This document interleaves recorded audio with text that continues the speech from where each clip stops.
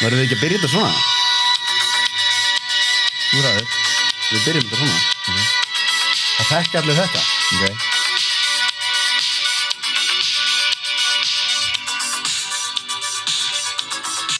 Það bara þátturinn byrja með síma útgáfa Can't Walk Away.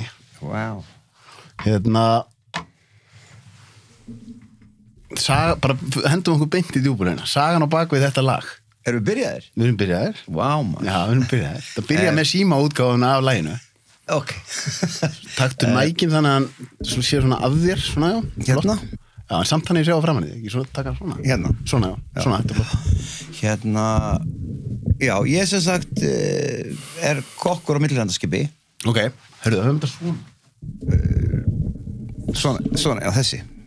Ok? Já, ég sem sagt kokkur á millilandaskipi. Já. Og ég var náttúrulega alltaf duglegur að vinna. Og alltaf verið svona aksjónmaður. Og alltaf bara að ná mér í pening og taka pakka heim til Íslands. Ok. Og eins og ég sagði í heimildamyndinni í pakkan voru óæskileg efni. Ok. Og á meðan ég úti í Hollandi að taka pakkan, ég á MS Reykjafossi, Túkokk, þá gæinn sem á hérna vöruna böstaður hérna heima. Ok.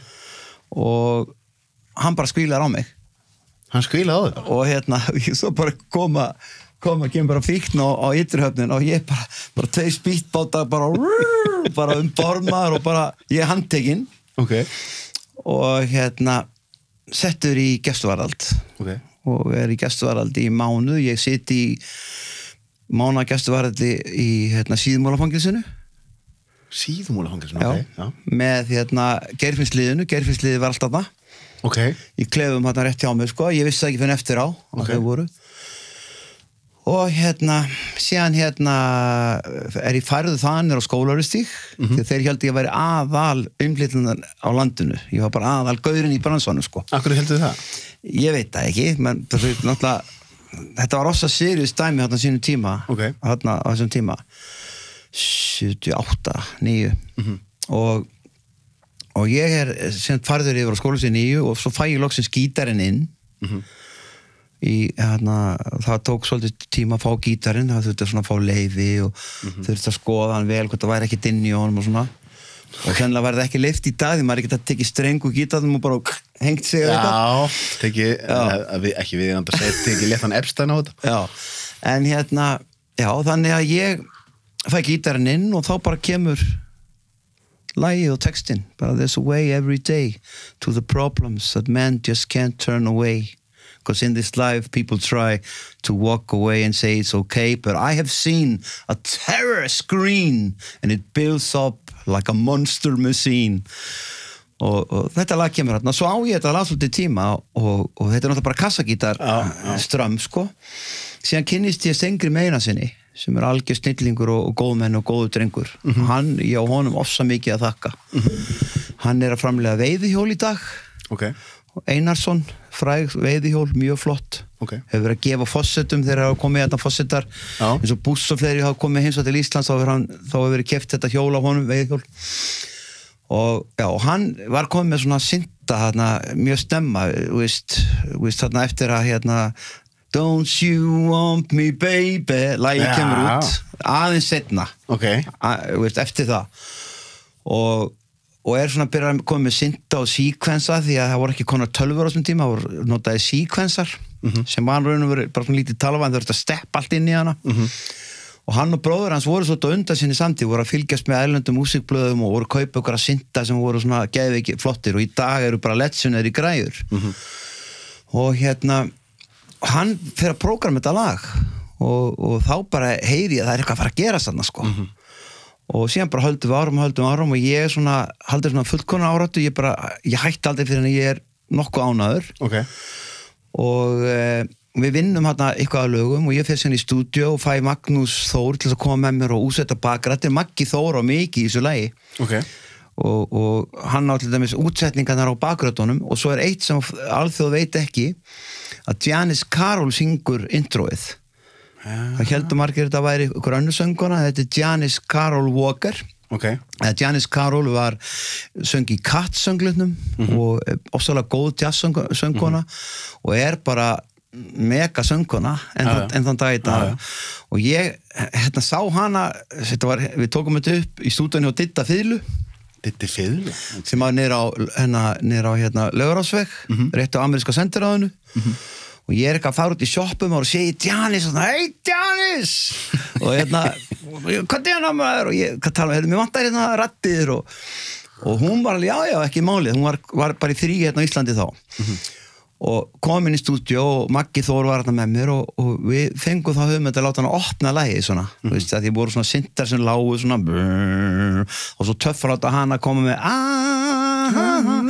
og þetta rosalegt bara svona stimpill á þetta lag. Já. Svo hann í viðlaginu það sem kannski margir taka ekkert mikið að pæli þegar þú segir hann á bak við Locked in Jail. Já. Þá ert að semja þetta náttúrulega meðan þú ert. Já. Oh no, can't walk away, locked in jail. Einmitt. Já. Hvernig hvað varstu lengi í gæsluvarðli? Mánuð? Já, ég var mánuð skal ég segja þér, ég held að vera mánuður í allt. Sko, þetta náttúrulega svolítið langt síðan það var. Ég man ekki hvort ég var mánuð í Síðumálafangelsinu og mánuð á skólaverðstífnum. Ok, og það þá dómurinn, varstu Já, svo fekk ég 6 mánaða dóm og fór í netavinn á Kvíabryggju. Já, ok, og hvernig var það? Það sem allir hvítfliparnir voru og allir útrása meistararnir og það var ósa góðu tími og þetta var bara ósa góður skóli. Ég er búin að taka viðtöl við dálítið af tónlistamönnum sem eru svona margir vilja meina að þeir séu aðal rockstjörnurnar en ég held að enginn þeirra hafi verið í fangelsi. Það alveg rockstík. Ok, já. Hvernig lífsreynsla var það? Þetta var rosa sjokk. Er það ekki? Jú, þetta var sjokk vegna þess að sko fyrir fjölskylduna mína, konuna mína, þannig ég með 2 lítil börn og pabbi veikur er að deyja úr krabbamenni og ég man til dæmis ég fekk að fara í jarðaförina og voru 2 svona lögreglu þjónar fylgdarnar lögreglu þjónar sikkur með í vimmi eins og ég ætlaði ekki að fara að hlaupa burt hér og eyju skilur, fylgdu mér í jarðaförina og allt þannig að það var heavy tími. Fóruð þið í fjölmiðla? Já, það kom í Samuel Samuel? Já, það kom í Samuel að tónlistamaður ætlaði að fjármagna plötuútgáfu með fíkniefnasölu. Það var fyrirsögnin? Já. Ég held ég nú ekki verið nafngreindur, mér minnir ekki. Nei. Það var ekki komið það gróft á þessum tíma, sko. Ná menn ekki, því maður á tilfinningun að þú sért mjög góður í að temja þér í ákvætt hugafar og læra af hlutum. Já. Er þetta ekki svona, ef maður nær að fara rétt út úr því að fara í fangelsi, þá lítur þetta að kenna mann eitthvað mikla auðmýkt? Já, mér fannst, þetta var rosa góðu skóli, en ég lét samt ekki segjast þarna strax. Ég hélt árum í neyslu nokkur ári viðbót og enda með því að neysla mín þróast á langt að ég fór í meðferð, sko. Og En þú varst ekkert meiri í innflutningi? Nei, ég var ekki meiri. Þess það eiga sig? Já, ég er svona næstu því. Já. En já, þetta var bara rosa góðu skóli og að vera til þess að í netavinnu var bara fínt. Þar kynntist ég fullt af bóum, sko. Já. Og komst að því að þeir eru bara mjög góðu drengir. Já. Og þetta gerði það að verkum að seinna mér eftir að ég var á netrú, þá fór ég og einn félagi minn, fórum við alltaf á 50 dögum niður á skólavísi 9, ég með gítarinn og hann var með svona jákvæð, eitthvað svona á jákvæða nótunum og svona kristilegt og ég tók bara eitthvað lög og fangarnir koma þetta var svona lítið salur mjög svona þröngt þarna og svo sagði ég alltaf, já strákar, ég samdi þetta lag í Klefa 4 á ganginum og tók svo Kent Walk Away og þeir bara, what? Þetta það ekki vel í grammið? Jú. Og við náðum rosa sambandi við þá.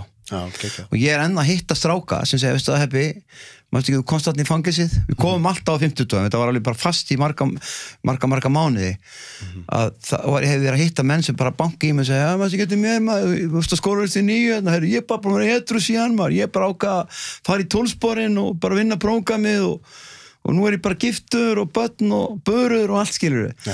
Þannig að, já, þetta var svona. En að því að ég ætlaði nú kannski að tala um það eftir, en að því við erum byrjaðir og bara förum við í það, Þetta sem hún segir með neysluna að þurftir að brenna þig þá þurftir að fara lengri inn í hann og brenna þig á henni áður en að brenna þig meira áður en þú hættir henni. Já, sko minn alkoholismi þróast hægt og rólega vegna þess að ég var svo duglur, ég var alltaf að vinna. Ég átti 2 bíla og ég var í 200 fermetra raðhúsi og ég vann eins og brálaðingur, ég var sölumar hérna á Ölli og ég ferðaðist land og seldi bækur eins og engi væri morgundagurinn. Og þegar ég hætti á Erna og Ölli þá var ég búin að selja bækur fyrir 380 milljónir. 380 milljónir? Já. Og það rosalegt. Já, þannig að já, það tók mig tíma að læra að þessu vegna þess að síðan kom flasa djöfulsins inn í þetta. Já, sem kókaín eða? Já. Flasa djöfulsins? Já, og það tók mig á svona 5 árum. Þannig að ég var bara komin á hnén, sko. Já. Þegar þú segir komin á hnén, bara eins og þú væri bara komin að endalokunum bara? Já, sko, já. Við segjum stundum í gríni, sko, menn á klósettunum, á skemmtistöðum á hnjánum að sjúga kókaín á klósettunni, sko. Og þetta efni er sko svo mikið legari, sko. Það lígur að þér, þú sést með allt á hreinu en þú ert með allt niður þig. Falskt sjálfsöryggi, já. Og þú heldur og maður verður og grensin fer bara. Hvað kallar það grensin? Ég bara, þú bara grensin á bara öllu sviði, þú veist, þú verður bara samviskulaus og engi stopparar og ofsalega eigingjarn og bara uppfullur að sjálfu þér og bara I, me, mine. Já, þannig að því sumir sem að ég hef talað við hafa sko segja alltaf bara áfengi var verst, en í þínu tilviki þú fórst þá verður út á kókaíninu heldur en áfenginu. Sko áfengi var aldrei vandamál fyrir mig. Okay. Ég var svona sullari. Ég fekk mér bjór og svo reykti ég tuggu sem ég kallaði, sem var heimarækta íslensk gras. Já. Og svo var kókaín með því, sko. Þetta voru svona 3 gjafar. Og þegar þessi gjafar voru komnir í mann, þá var maður í lagi, þá var maður normal. Já, ég skilji. Og svo þetta þróaðist rosalega hratt. Ekki miklu meiri fjárútlát yfirleitt við kókaínið heldur en margt annað, þetta rándýrt. Ég held að, með minnir, dílari minn saði mér á sínum tíma, ég fer á Vog 2007, þá sagði dílari mér að ég veri komin í 500.000 á mánuði. Þá, 2007. Það jafnaði bara? Já, 500.000 á mánuði bara í nebban á mig, sko. Bara í kókaín? Já. Og þannig að maður þurfti að vera rosalega duglegur að vinna. Þannig að ég var bæði að syngja og í bókasölunni, sko. Og maður var alltaf blankur. Einmitt. Allt til að fjármagna þetta með. Hvað 2007, það þá þar sem að þú hittir á einhvern vegg og nærða að koma þér út úr þessu? Já, það er svo magnað. 2007 bara verði ég svona cripple inside, eins og í John Lennon-læginu. Cripple inside? Og já, ég bara verð bara krumpaður, ég er bara búin á því andlega. Og ég vakna bara einn daginn þarna í lok júní 2007, tek bara upp síman og hringi på Vog og bara panta pláss. Bara sjálfur? Já, sem mikil gæfa, margir degi áður en ég geta þetta. Og að því að þetta sko blekkingasjúkdóm sem telur trúum og sért ekki með hann. Og ég komin inn 1. júlí og fer í 14 daga af veitrun og síðan kem ég út og fer beint bara í prógrami, fer í 12-sporin, tek sporin og fer að stunda fundi og mjög góðu vini minn sem hafði farið á undan mig, sem hafði verið með mér í neyslu. Hann kom alltaf og sótti mig því ég var próflaus og var búin að missa prófið og Hvernig fórst það að missa prófið?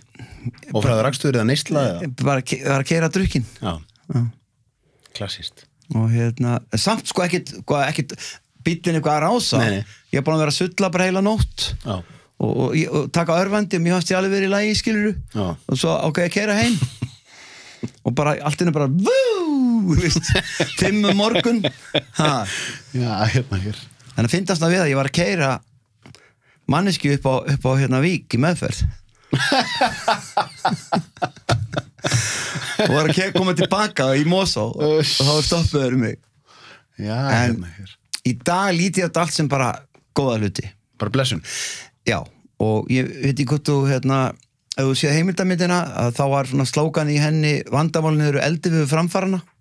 Já, ég hef heyrti segja þessa setningu, þetta frábær setning. Vandamálin eru eldiviður framfaranna. Vandamálin eru eldiviður framfaranna. Já. Það mikið til í þessu. Og einhvern veginn bara, þegar ég skoða mitt líf, því ég náttúrulega búin að vera svolítið mikið hérna, með vindin í fangið, að þá sé ég einhvern veginn að þetta hefur bara gert mig alltaf sterkari og sterkari. Af því að ég gefst ekki upp, ég bara held áfram og enda alltaf með því að maður sigrar. Ef maður bara horfir á, býtu, akkur ég að læra þetta, hvað er verið að kenna mér hérna? Og svo heldur maður áfram og ok, ég ætla ekki að gera þennan feil aftur og nú ætla ég að prófa þetta og gera þetta öðruvísi. Þannig að ég þekki talsveit mikið af fólki sem að mér finnst orðið mjög klókt í þessu, að ná að gera vandamáli strax að eldi við framfærana, en yfirleitt hefur þetta fólk þurft að æfa sér dálítið mikið í því. Hvernig var það hjá þér? Er þetta svona hugafar sem kom náttúrulega fyrir þig eða er þetta eitthvað sem þú ert búin að vera að þjálfa í gegnum tíðina? Já, þetta, sko, náttúrulega fyrst kom bara skellir. Maður bara fær þvílíkan skell, sko. Eins og þegar ég böstaður hérna bara og tekin höndum og settur í gæstuvarald, bara, wow, veistu, rosa sjokkur. Settur bara í einhvern grænan klefa bara á, skilurðu. En góða við þetta, ég var í mánuð þarna í gæstuvaraldi og ég las eina bók á sólarhring. Ok. Og það var æðislegt og ég hef aldrei lesið svona mikið á ævinni. Ok. Og ein bók sem hafði rosalega sterk áhrif á mig, að ég veit þú hefur verið að spyrja menn bækur, það var Ég lifi, Marvin Gaye. Ég lifi, ég var eftir að lesa hana. Þetta er strákur sem er elst upp í gettóinu í Pólandi og allir foreldrar hans og mammas og sískinni, þau eru lenda öll í gasklefanum, en hann bjargar sér strákur og verður svona því lít góðu sölumaður og flytur til Bandaríkjanna og meikar það big. En hörmungarnir er ekki búin að þar því hann lendir í því líka, hann missir alla fjölskyldu sína í bruna og þetta er bara hefi saga, sannsöguleg, sko. Það er rosalega sterk áhrif á mig, Ég lifi.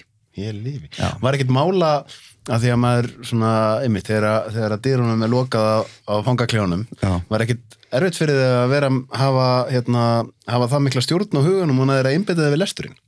Nei, það kom bara hægt og rólega, þú veist. Fyrstu sólarhringar var maður alveg bara, wow, maður, fjölskyldan og mamma og pappi maður og allt liðið maður, hvað allar liðið haldi núna og að þú vissir ekkert, þú ert algjörlega köttaður af, við sáum engin blöð, maður vissi ekkert hvað var að gerast.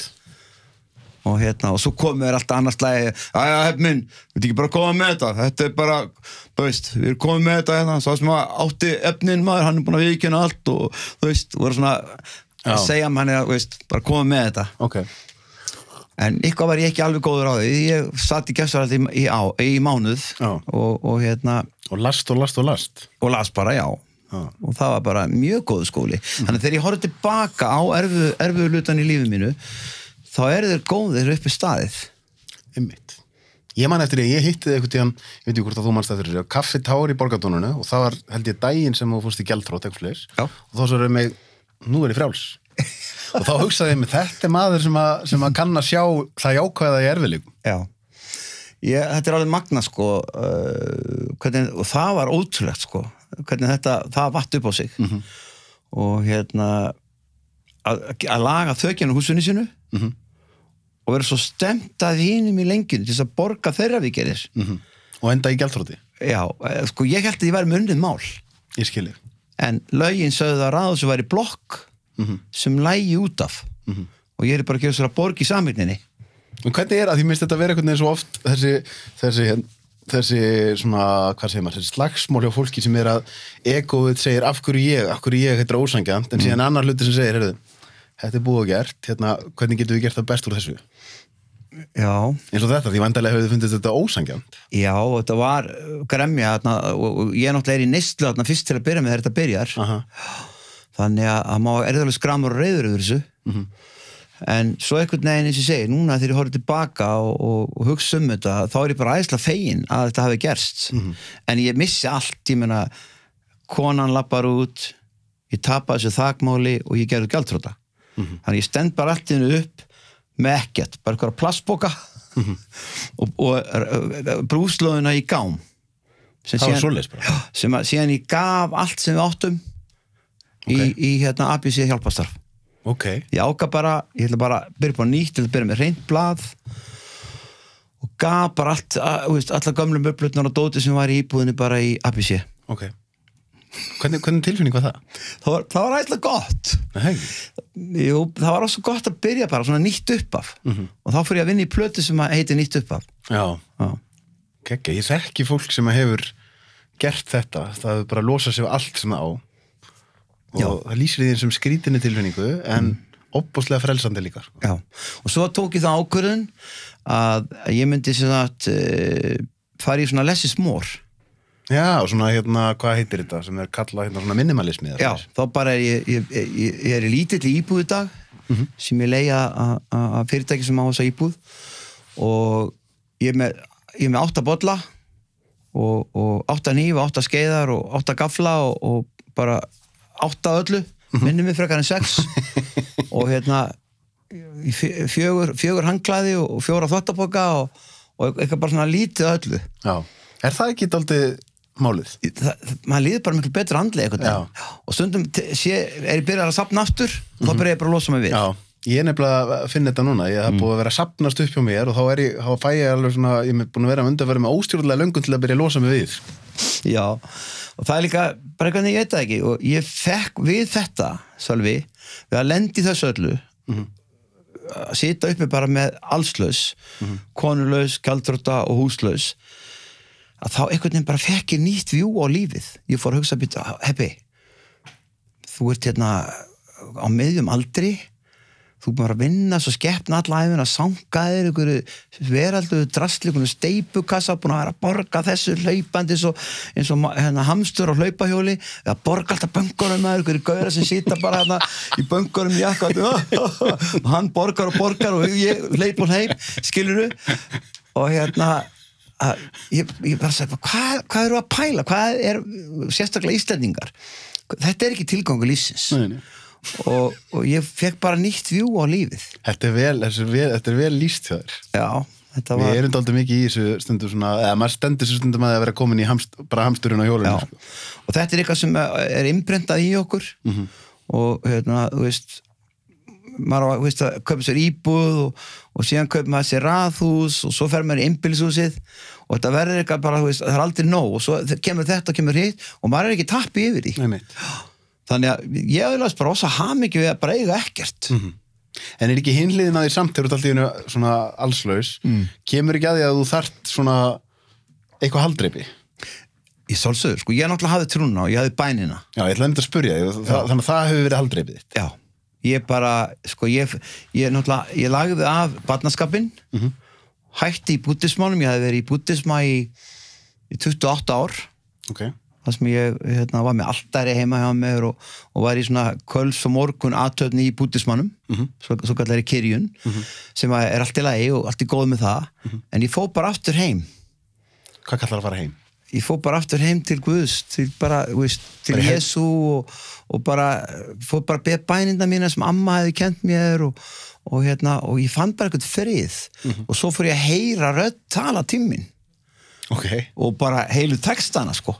Vá, ég meina ég var með lag sem ég sendi inn í Eurovision 2014 sem hét Only Love og bara mjög gott lag Love, Only Love og mann eftir því við gerum þetta feðgarnir saman og svo sendum við það inn og þá fengu þá tilkynningu að það er að vera á íslensku það verði ekki samþykkt inn í keppninum að vera á íslensku svo ég gerði text á íslensku og ég kem eins og heim og var kátur maður og segi, já, dróttir minn, nú verður þú að koma inn í þessu kringustæðir. Ég ekki góður í íslenskum textum, ég ágætur í enskum og þú verður bara að hjálpa mér í þessu. Ég tala þetta út, sko, því ég sendi þetta út í kosmosi. Og ég aldrei að pæli neitt hvað Guð hvað hann sé svona einsinn. Þetta bara eitthvað power, ólýsanlegt power, eitthvað kraftur á baku allt í universið, andlegt, spiritual og svo bara líða okkur 2 dagar, ég man rétt og ég að sofna upp í rúmi ég átti heim í stígalínu þetta var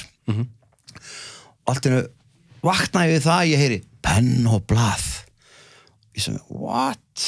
Og ég sopnaði aftur kemur aftur penn og blað og ég sem gummi að gera aðti með sonum minn sagði inn í stofu ég gleymi mér aftur það kemur svona strangt penn og blað og þá viss ég í andanum hvað ég átti að gera. Ég fór fram, ég náði í enska textan, ég náði í penn og blað, ég settist upp í rúmunu, setti kotta hérna við áttan hausinn á mér og byrjaði bara að skrifa. Ég vakna á björtum degi, horfi fram á veg, finn geisla sólarinnar, lýsa upp hvert skref, hver dag sem ég lifi, þakklátur ég með stuðning, styrk og gleði, þú gafst mér kærleiksþel, ást, eilíf ást. Og svona bara kom all lagið. Já, þetta magna, ég aldrei lent í svona áður. Og svo þetta búið að gerast aftur líka. Og stundum ég, eins og núna, búið á svo erfiði tímar, ég er bara að missa þvílítið giggum þessu ári, bara feit gigg sko, ásáttir hérna ráðuneytan í Hörpu og ég misti gigg í Berlín, bullurnar ég átti að fljúga út í Berlínar, ég átti að vera í Ríga og okkur ásáttir og okkur fyrirtæki, það fór allt í vaskinn og ég byrja daginn á bæn og ég enda daginn á bæn og ég líka að þakka mikið, ég svo mikið að þakka bara fyrir, þakka fyrir heilsuna, þakka fyrir að hafa lifað af hérna hjartadæmið og það og bara þakka fyrir lífið og það einhvern veginn bara gefur mér svo mikið þannig að ég að taka bænunum daginn og þá kemur bara svona farðu vestur Já, ok. Og ég svo, fara vestur. Svo ég ákvað bara að fara vestur og þetta byrja þannig, ég ráðinn á hérna Þingeyri að syngja þar á svona bæjarhátíð hjá góðum manni sem heitir Pétur, algjör snillingur og það Múkisson og ég og Bríett og fleiri, æðislega gaman að vera með ungu krökkunum og svo kemur svona í huganum með býtu, akkur bara heimsækir ekki liði hérna á Þingeyri og ég bara, var með smá lager með mér, ég heimsækir liði á Þingeyri, allir bara já, Herbert maður, Guðrún, sér hvað komið hérna maður, Herbert Guðmundsson, ég að fá hérna selfie okkur heppa hérna, auðvitað kaupum við diskastráknum, ég var ekki til að spila þetta á, ég er samt að kaupa. Hvernig er þetta? Þetta var núna í september. Og svo stóð leiðin aftur vestur? Já, og svo bara einhvern veginn ákvað ég að fara í Bolungarvík, af því ég samdi lag sem heitir Vestfjarðaóður, sem svona hálfgerður þjóðsöngu Vestfirðinga. Ég bjó á verbúð í Bolungarvík og þar var nóg vinnu, blómlegt líf. Við spiluðum helgar, vítt og breitt, á Ísafirði og Hnífsdal, Bolungarvík.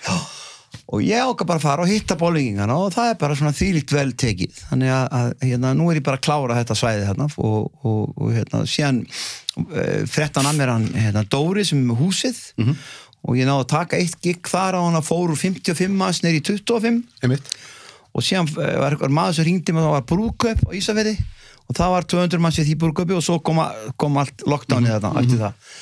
Þannig ég bara að reyna að klóra í bakkan og lifa, eiga fyrir mat og svona helstu reikningunum. Helstu reikningunum, og þú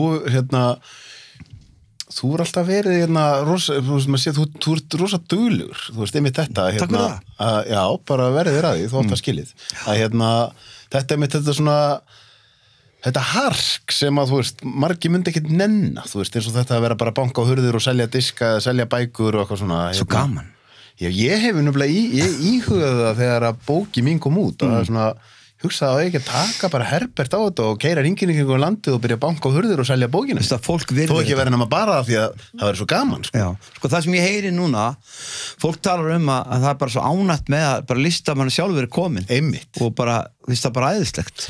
Það er svona, þú lítur að hafa fundið að þótt að fólk, sko, kann að meta effortið. Já, wow, að þú þú veist, að þú einmitt bara er búin að gera þig ferð og mætir á staðinn og það er einhvern veginn þessi það er ekkert margir listamenn sem myndu nenna þessu, sko. Nei, en þú þarf viss að auðmýtt í þetta. Það er svoleiðis. Já, þú verður bara, þú veist, þú hefur sungið ykkur lög og áttu ykkur lög sem árið þekkt að þá mátt, þú veist, það var að passa að það sé ekki að regna upp í neðu á það, skilur. Og það einhvern veginn, það hefur verið einhvern veginn mitt motto, lífsmotto.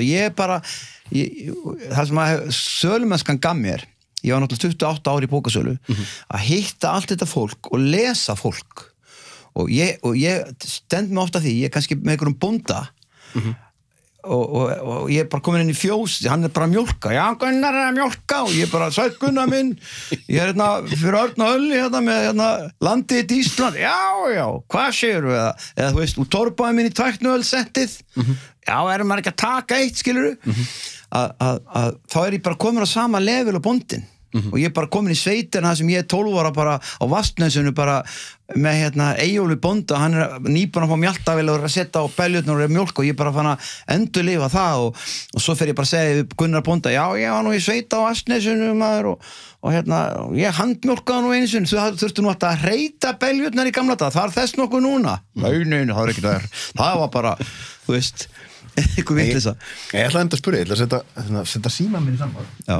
Þetta er allt svo óformlegt hérna. Auðvitað, frábært. Svo gaman að hafa þetta svona ekki svona stíft og formlegt. Já. Sölumennskan. Það 380 milljónir. Já. Hvernig fyrir maður að selja svona mikið af bókum? Hver er kunstinn? Allt sem elur á vex. Og bara þeir fiskar sem róa. Og þú kannski í sölumennsku. Og munur á mér og sölumenn sem gefast upp. Ég segi alltaf að þessum negin eru fleiri er styttra í jáið. Frábær punktur. Og svo bara allt í hennu, svo bara hefur þessa eljusemi, svo bara segjum eins og þeir var í bókanum, ég er að fara í 10 hús og við vorum 2 sölumenn sem fórum austur. Hann var hinn með götun og ég megin. Ég var að selja í 6 húsum af 10, stundum 7. Hann var kannski að selja 1, 2 og þá var hann bara full. Þú bara þekkir allavega, þetta eru vinir þínir. En það er bara eitthvað sem að ég bara les fólk og ég bara fer inn á, ég var oft fann að tala eins og bændurnir, skilur og það sem ég ætlaði að segja þér. Ég fann að vera sama tónin í röddinu og einhvern veginn bara, ég var svona orðin svona eins og eftirherma. Skilur þið? Ég skilji. En lendir aldrei í, þú segir mér svo að þetta er svona enska orðið tedious, þú veist, svona þegar maður tedious, svona þreytandi, þegar maður er kannski búin að banka á enn eina hurðinu og það er enn eitt negið. Hvar finnum maður, því að mér finnst þetta út að vera munurinn á því, ég held að allir sem hafi unni sjálfstætta verkefnum, þeir lenda á þessum aftur og aftur á þessum punktu þar sem þeir langar að gefast upp. Ég skal segja hvað gerist. Svo held ég áfram, ég sé bara, ok, þetta fer að koma, það fer að styrst í jáið, svo kemur salan og þá kemur bara, yes, þú veist, og það er svo gaman þannig að þá alveg bara feppast alveg helling upp bara og þá gerist eitthvað innan með þér þannig að útgeislunin verður eitthvað sterkar og þú verður svona ákveðnari og bara glaðari og þá bara næsta hús, já, þú veist Einmitt. Og þá virkar það flest allir sem að hafa selt hluti geta þá verið sammála því að þegar að jáið byrjar að koma þá byrjar einhvern veginn að væpa því frá þér og þá bara aukast líkunar og selja meira. Já. Er það ekki svolítið svoleiðis? Það er þannig. Ég náttúrulega tek alltaf bæn. Ég sit bara í bílnum og ég segi bara, dróttur minn, þetta er allt í þínum höndum, ég stjórna ekki þessari leiksýningu. Ég bara bið að fara á undan mér og bara blessa allt þetta fólk í þessari götu og ég bið bara að gefa mér jákvætt viðmót og jákvæða móttökur og bara blessa líka þá sem kaup ekki af mér. Og svo bara í Jesú nafni, amen. Og svo bara byrja ég. En hvernig er búið að breytast á þessum árum sem að þú hefur verið að selja í hús að einu sinni var kannski meira svona eðlilegt að banka á dyr en núna með öllum þessum samfélagsmiðlum og öllum mann finnst alltaf sérstaklega í Reykjavík að þá var fólk bara býtur eitthvað að dingla á bjöllinni hvusla segilega er þetta? Já og nei ég skal segja þess fyrirlegan hlut eða hlægilegan hlut ég kannski kem og hitti eitthvað svona ungan strák 30 og hann byrjar bara með lítið barn á handleitnum og ég er eitthvað að selja disk og hann segir, það er engi spilar til hér við erum bara á Spotify þá kemur inn 5 ára jú pappi PlayStation já, þá tek ég einn hjá þér skilur þau það er svona oft bjarga litlu krakkarnir mér já, svoleiðis og hvernig er að því oft í nútímanum er sala einmitt þannig að maður er kannski að selja í gegnum netið er ekki tilfinningin við að selja eitthvað svona maður og mann það er meiri sigur tilfinning að þú selur þannig jú. Og það er náttúrulega, þetta er erfiðasta sölumennskan en þetta er rosalega svona kick, svona adrenalin kick þegar þú komin út í bíl og salan er komin, skilur, það er miklu auðvelt að kannski að selja disk á 3 skall, skilur, eitt disk er ekki svo mikið, en þegar ég var í bókunum og ég er að selja alfræðina á 29,9, skilur. Þetta er alveg peningur. Já, eða úr torpaði minn í tækniöld 3 bindna ritverk sem er 35 skall. Einmitt. Og ég þarf að samfæra þig að þú þurfur að eiga það, skilur. Og það er svo gaman. Og ég tala ekki þú kemur og ykkur rosa neikvar kaup enga bækur, það ennþá í plastunni sem hún kost mig hérna fyrir 2 árum og svo talar við bóndan eða henni talar við og svo bara já en hérna veistu það, þessi bækur hérna torpaði mér í tætna, þetta bara fyrstu myndirnar úr öllum atvinnugreinunum þetta fyrstu traktorarnir, fyrstu bílarnir maður og veistu hvernig vélar komu fyrst þeir voru að herfa tún og svona, nei hvernig var það? Já sjáðu bara hérna í bókinni þú veist og þú enda með, heyrðu, já, ég verður ekki að taka hefði sett, sko. En ég myndi að hugsa þetta, sko, jafnvel þú að það sé kannski svona minni tilfinningur og selur geisladiskri 3.000 kall, að þá er það samt kannski, þú veist, segjum svo að þú verður að, halda gig fyrir eitthvað fyrirtæki og þá eru keiftir að þér bara 20 diskar, bara einni, þá gefur það þér ekki sömu tilfinningu eins og þú myndir selja 20 einstaka diska í húsum. Nei. Það er miklu meiri séðutilfinning sem fylgir því þó það sé sama upphæð. Já. Svo bara líka svo gaman að hitta fólk. Það gefur mér svo mikið að hitta fólk og svo erum við svona skamta kaffi sko, vandamáli mitt í dag skamta kaffi já, vandamáli í dag þú veist, fólk vil bjóða þér kaffi ég býtu, hvað er Herbert Guðmundsson að gera þetta vestur og fjörðum, býtu, ég man nú eftir í kan hérna, á bollunum hérna hvað það hafi kaffi og þú veit fólk hvað að spörja honum og svona og ég veist svona skamta kannski 3 svona stoppið við kvöldið, því annars gengur ekkert hvað eru Þannig að vandamáli þetta að bara fyrir ekki eitthvað minn, nei, ég var í kaffi á Sigga á 4, sko. Þannig að þú verður að setja smá, setur þú eitthvað tímalimit? Já, sko, það maður bara, veist, svo fær maður bara í magan og drekkur mikið kaffi, sko. Jú, reyndar, rétt. Þannig að, þetta er rosa gefandi og líka ef þú elskar að hitta fólk að því ég spyr fólk líka bara ég er eins og þú ég spyr bara, hvað er þetta starfa Jón minn? Ég er nú bara hérna Geirmundi Júlíusinni já, ertu sjómaður? Já, ég er búin að vera þar í 25 ár og þú veist bara, já, dugnaður ég með já, eins og sjó líka, að vera í eigum kokkur og þá getur fara að segja mína sögu þessi tenging hjálpar í sölunni og ég held að mín gæfa sem sölumar ég vinni í banka Sparisjóð Landsbankans ég verið til sjós kokkur, ég verið háseti ég vinni hjá rafmagnsveitunni við að grafa skurði, bara með skóflu ég vinni hjá rafmagnsveitunni við að skipta ljósaperur fara upp í körfubíl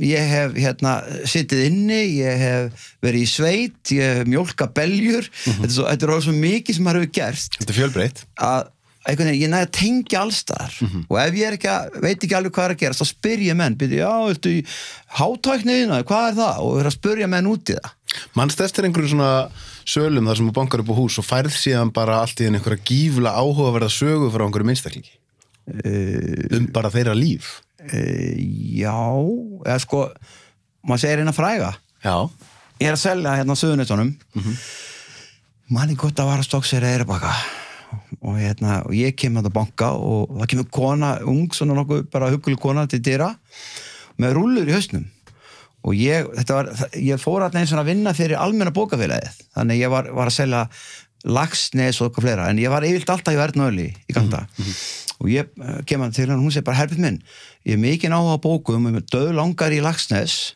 veistu það er bara ásatið núna hjá fristúsinu og ég er þetta með 2 krakka, ég áttur að gefa maður að borða og ég er búin að taka út hakki og ég áttur að hafa mig til eins og þú sérð ég bara geti þetta ekki og ég segi, herru guðru minn, ég var kokkur til Eyja ég var kokkur í Vestmannum á Lónubát hvað segir að ég bara skal elda hakki fyrir þig, viltu hafa lauki í það og já, þetta er allt annað borðinu farð þú bara hafa þau til og ég skal bara elda hérna pottréttin og svo bara krakkarnir þetta bara og ég var eitthvað fíblast þeim að lemja með skeiðum í borðið og svo var ég eitthvað að steikja hakkið og allt og svo bara allt klárt kom hún með búin að hafa sér til, mála sér og flott bara, heyrðu, ég ætla að taka Laxnes og þá bara skrifa undir og gengi frá Þetta er geggjör Það er svo gaman náttúrulega, ég held að við áttum okkur alltaf því að skemmtilegustu augnablikin í lífinu eru svona spontant moment þar sem þú gerir eitthvað sem áttir ekki vona og þú myndir gera Já Það er geggjör Það er svo gaman sko En ísinn,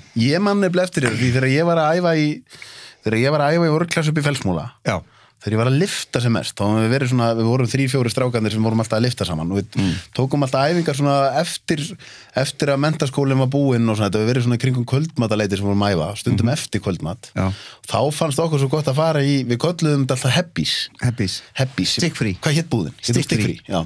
Hún var þarna var ekki Síðumúlunum? Jú, Síðumúlunum, 32 einmar rétt. Þú varst búin að mastera ísinn mjög vel, þetta var geggjaður ísjóður. Ég fer alla leið. Við fórum alltaf í bragðarefinn eftir æfingarnar. Já, sko málið það, ég var elst upp í Laugarneskverinu og inn á Laugalæk var rjómaískerinn sem að raun og er gamli ísinn sem allir að tala um, bara gamlu og ný ísinn sem er oft blandað saman og þú blandar ennþá ísbúð Vesturbæjar og það voru 2 bræður sem átti ísbúð þarna og svo sinnaðist heim pabbi að dó og þá opnaði bara hinn bróðurinn ísbúð við hliðin og bróður sínum það voru 2 ísbúð hlið við hlið Jæja, en ég var svona ólst upp við þetta og var svolítið svona sérfræðingur í ískerð og síðan langaði mér rosalega síðan fórum við flyttið til Svíþjóðar og í Norrköping og stand fyrirhandi og við komum þarna og ég segi bara við konuna, það engin alvöru ís hérna maður, þetta bara eitthvað gefuru drasl maður, alveg ömulegt maður getur ekki fengið sér bræðar eða neitt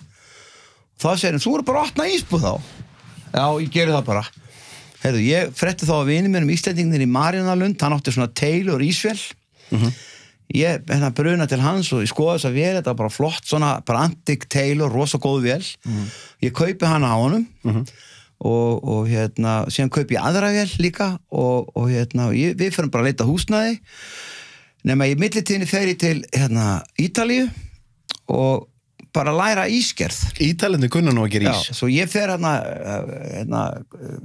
var eitthvað fyrirtæki í Ítalíu sem var að selja aðeins rugl. Ég fer heim í millitíðinni af því að Kentucky Waste læri gegn aftur. Já, betur hvernig er þetta? 96. Akkúrat, þetta er þegar ég er í menntaskóla. Já, 96 læri Kentucky Waste ykkur útvarpsböru og ég fer að syngja fullu og fer upp í Perlu til Gísla heitins Tórosen og hann segir bara, farið bara niður og setur á mig svintuna og ég fyrir bara að laga ísar þess að læra að laga ísin því hann var að sjóða upp ís og svo var hann með svona bragðefni í skafið sín í svona stórum dollum og ég var ekki alveg ánægð með það bragðefni þannig síðan fer ég aftur út til Svíþjóðar og fer síðan niður til Ítalíu og fer að hjá þessu fyrirtæki sem er að selja bragðefni til þess að læra að laga ís og gera skafis og allt það og var honum svona bara allt í lagi góður í því síðan kaupi ég mér ískerðavélar bæði til þess að sjóða upp blönduna og til að gera skafísin og þetta bara vélarna koma yfir til Svíþjóðar allt nýjar vélar og skal ég segja og við bara opnum ísbúð og kaffihús í Svíþjóð. Og fór þetta ekki vel í Svíðan? Ekki eins og við héldum. Eða ekki? Jú, sko, allt í lagi við sumarmánuðina, svo bara 28. ágúst og bara hættar að fá ís. Samt bara 18. að hiti úti. Íslendingar eru náttúrulega alveg sér að báti með það að við það geta verið biðraðir í ísbúður á Íslandi þó þessi frost úti. Já. En allt í lagi við sumarmánuðina og síðan endaði með því að við ákvæmum að flytja heim og því strákarnir okkar var að leika sér á sænsku, tala saman, við vorum að litlir bollar svo ég sagði bara kona, nú förum við heim og við fórum heim og svo var ég með allan lagarinn í bílskutum ískeravélarnar og allt rastlið og enda með við ákváðum að við keyptum ísbúðina sem var í Síðumúlunum og rústum all út og breyttum og skeiðum hana stikkfrí og þar rak ég ísbúð í nokkur ár. Já, þetta var, ég get alveg staðfest að það var mjög góður ís. Og hann var sem sykur og fituminni, ekki eins mikið sykur í hann eins og í venlum ís, eins og ég segi alltaf, til þess að ís er góður, þá er hann að vera svolítið feskur, aðeins minni sykur í hann, svo getur bætt sósun út á. Einmitt. Ef hann er ekki dísætur, ef hann er minna sætur, þá er hann svo feskur þegar sósan kemur. Já, þetta verður alltaf mikið ef að þetta er bæði stútfullt af sykri og svo kemur namma og sós og eitthvað, þá er þetta bara orðið eitthvað leðja. Já, og ég var líka með jurtafeiti í honum, bragðlausa. Já. Bragðlausa jurtafeiti, ekki smjör eða þannig. Ok. Fitu. En þú talar um Laugarnesið, er það ekki rétt að því þú varst eins og ég í Laugalækjarskóla? Já, Laugalækjarskóla. Og það er þar sem að músíkin byrjar svolítið, það er ekki? Þar byrjaði ég bara 12 ára í skólansitt. Ok. Hvað skólansitt það? Raflost. Raflost. Með Áskeli Mossinni, tónskáldi. Ok. Hann var á trommur. Hvernig músík voru að spila? If paradise is half as nice as all the world can be at night, who needs paradise? Við vorum bara að spila vinsælustu lögin, bara, veist, þessi bara hittarana sem voru þá í gangi. Já. Og það var Bee Gees og bara Amen Corner og bara nefndu það, sko. Það var svona coverband? Já. Og þetta var minn skóli. Okay. Og minn skóli er að vera sem tónlistamanns er að kópera, þú veist, hinn og þessa tónlistamenn. Og bara safni í sarpin og safni í sarpin og safni í sarpin, það enda með að svo hræður bara í og fer að semja þitt eigið. Gerist það, sko, að því að svo man ég mitt þegar ég tók tímabila sem að ég var alveg, við elskuðum 80s tónlistina, ég og vinni mínir, við vorum orðnir sérfræðingar í, við vorum með 80s klúbb og allan pakkan. Já. Og einmitt er svo menntaskólanu Sund sem ég var í, þar er þú náttúrulega búin að vera, það er alltaf 80s vika á hverju ári. Og 25 ári röðir ég búin að vera þar. Akkurat. Já. Og var það núna síðast í nóvember með 700 manna sal. Já, það er svo leys. Geðveikt gaman. Var það alltaf plan hjá þér að fara í 80s eða gerist það einhvern veginn að þú verður svona einhvern veginn, ef þú hugsar 80s tónlist á Íslandi, þá hugsa maður Herbert Guðmundsson. Já, nei, veistu, þetta bara einhvern veginn, það gerðist, ég er búin að syngja með hinu af þessum böndum, ég er búin að vera með Eik, Pelikan, Tilveru, Tilvera var nú svona stóra bandi mitt sem að kipti mér inn í bransan, Axel Heitin Einarsson, sem er nýfallin frá, sem samt í hjálpuð þeim lagið, hann kippið mér inn í bransan. Samust, hjálpuð þeim Sameinust hjálpum þeim sem inna meiga sín. Já, hann samti það lag og lagið og Jóhann G. samti textan. Hann kippið mér inn í bransan og þá er þetta bara fullt af hljómsveitum sem ég er að syngja með. Og svo einhvern veginn, svo kemur punkið þarna, glata fannst manni, sko. Ég er bara verið svona pop-rock böndum, kom ykkur gauðra sem kunnu ekkert með nælu í nefinu maður og 3 hljóma, bálítlir og svo einhvern veginn eftir punkið, þá bara komið sér Sindar og dót, sko, og þá kynnist ég eins og við byrjuðum viðtalið á Steingrími Einarsson og bróður hans, sonum Ingvari, og þeir voru konum með þessa Sinda og þá fór ég að segja, ég með lag og láta hann heyra eitthvað hljómagang og þá fór hann að prógrama það inn í tölvuna og þá bara gerðist eitthvað magic, skilur, það var eitthvað bara, wow, þetta er geggjað. Maður búin að vera alltaf í hljómsveit bara með live spilara, þarna voru alltaf komin einhver Sindar og tölva, einhvern svona trommuheili og ég fjall alveg fyrir þessu. Hvað er það sem ef maður væri að reyna svona pinpointa það, hvað er það sem einkennir þessa 80s tónlist? Það er þessi rosalegu climax, alltaf climax í viðlaginu og svona. Já, það sem einkennir 80s er náttúrulega þessi Sindar og þessar catchy melodíur. Já. Það er alltaf ósalega góðir kórusar í dag er tónlist svolítið monotónisk, það er alltaf bara sömu hljómar sem ganga allan tíman, bara ykkur 3 hljómar og allt sungið on á þá, því ég veit hvernig að ungalið er að vinna, og mikið, ég er ekki aðhæfa, en þarna er svo mikið kórusar og svona, þú veist, það kemur erindi og svo kemur brú og svo kemur kórus og svo kemur svona rævill sem við köllum, svona millikafli sem er einu sinni í laginu og úr honum í erindi og svo aftur í kórus og fade out. Þetta er svona einhver formúla sem við notum mikið pophararnir. Og það á 80s tímabilinu bara kemur bara, það er eitthvað svona andi í loftinu og verður bara eitthvað svona ofsag svona skemmtilegar melodíur. I just died in your arms tonight. Hvað var þetta? Hvaða hljómsveit er þetta? Þetta er hvað heitir áttur hljómsveit sem þetta lag? Það stólið um mér. Crew, eitthvað, Cutting Crew, nei. Örgla, það er það ekki. Og það sem mikið sko, já, það er bara það er bara góðar melodíur. Já, þetta var svo líka sko, ég man eftir ég að það var nú einu sinni og það mætti nú alveg fara að endurvekja það í bíónum. Það var bíóklúbbur sem var alltaf í háskólabíó sem hitt Filmundur og þeir tók alltaf svona rispur, þú síndu einhvern tíðan síndu þeir alla Kubrick-myndirnar, alla gott og einu sinni tóku þeir mánuð þar sem var 80s þema og það var svo geggjað að horfa á þessar myndir þar sem að, eins og Top Gun sko, þar sem að lögin er að klæmaksa sko á klæmaksin á myndinni, Flashdance, var það ekki What a Feeling sem var í því og hvað hitt myndi með Kevin Bacon, það sem að fer bílarnir fara að mætast og ég man ekki hvað það heitir en maður tengir þessu lög við bíómyndir líka sko. Back to the Future? Nei, Back to the Future var síðan önnur og síðan náttúrulega Neverending Story var önnur með hvað heit aftur maður fljótur að gleyma þessum lögum sko. En mér er bara, ég hérna, þetta tímabil nær mér einhvern veginn svona tilfinningalega sko. Já, það er bara eins og segja, og fullt af góðum melodíum þarna, og ég er ekki að segja að sé ekki góða melodíu líka í dag.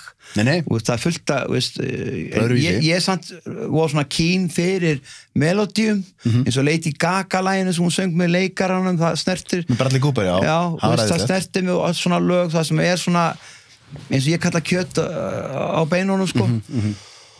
Og hérna, en svona nútíma tónlistin er orðið meira svona bara lúppa sem gengur og svona fá orðsöð bara, þú veist en við erum nú mikið af góðum listamönnum í dag mjög mikið af góðum eins og Bríett og Auðun og fleiri sem ég var að heyra í hérna tónleikunum fyrir vestan en þetta er alltaf svona annað við horfum einhvern veginn öðru sáhaldur en þau koma inn í þetta með önnur sjónarmið við vorum með önnur sjónarmið ég er náttúrulega elst upp við Beatlana, Stones Yardbirds, bara Zeppelin, þetta er rosa breiður hluti, Janis Joplin Bee Gees, allt það stöf sem maður tók inn það var rosalega góð skóli og gott að fá að lifa þetta Er einhverju svona sem er í algjöru uppáhaldi hjá þér í gegnum tíðina?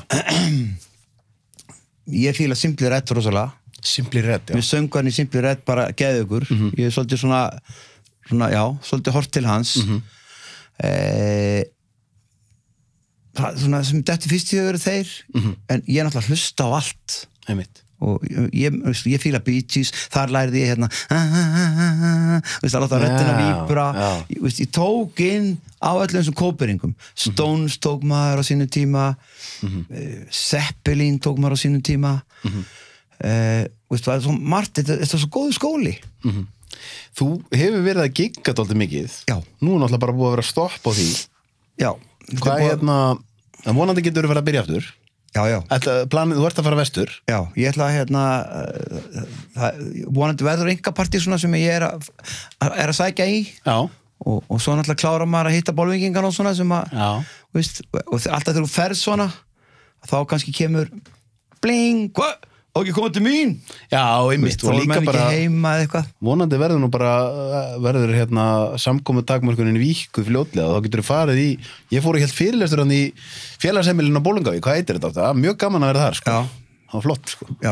Ég vil sjá þig að halda tónleika þar Já, það er gaman sko. Það er gaman komið því hérna bara út í loftið Já, við spiluðum að hljómsveitin Can sem ég var með fyrir vestan við spiluðum á sjómannadagsballinu minni með 2014 Það var svona síðasta giggi sem ég átti þar en þetta er ósa þægilt í dag að geta bara verið með undirleikinn í svona græju og svo bara plugg inn í kerfi ég á annan svona sem er svona iPhone sem er bara fyrir tónlist hann er ekki sími og alltaf þegar ég vinn plötuna mínar þá er ég bara með undirleikinn mixa hann líka með bakröddum og ég get bara hoppað inn í hvaða söngjar sem er svo er ég bara með litla græju með mér effektatæki, minn mic og get sett svona effekt á söngin og dót og þá er þetta að keyra upp stuði hvar sem er Þetta er orðið talsvert mikið auðveldar allt heldur en þetta var í gamla daga Já, verður með hljómsveitina í svona greið Einmitt Það er orsalega Hvað finnst þér sko, því ég hef tilfinningun að þú sést svona maður sem hann nærða að finna gleðin í öllu sem þú gerir Ég reyni það, já. En hvað er svona, þú veist, að þú horfir finnst þér skemmtilegast að performa tónlist eða hvað er Já, það er náttúrulega rosa gefandi að sjá, þú veist, eins og út á 700 manna 80s-bæli MS og allir bara, rosa gaman að syngja með og svona, það gefur þér rosa góða tilfinningu, en svo finnst mér rosa gaman líka bara að hitta fólk og eins og þegar ég er í sölumennskunni, hitta fólk, spjalla, drekka kaffi með ykkurum og rekja úr fólki gattinnar í leiðinni. Ég er svolítið svona spirill raun og veru þegar ég er í sölumennskunni. Það bara Þú búin að nefna svolítið hérna, þú búin að nefna, þú veist, þetta með þakklætið, bænina, hérna, hvernig voru þetta? Vandamálin eru... Eldum við framfarana. Að hérna, þú ert búin að tilenga þig mjög jákvætt viðhorf. Já, það er eitthvað sem ég fengi í vökkugjöf, held ég. Já, er það svoleiðis? Já, ég sko, ég trú því að við komum inn í þetta líf með áætlun. Ég segi bara Guð með áætlun fyrir mitt líf. Ok.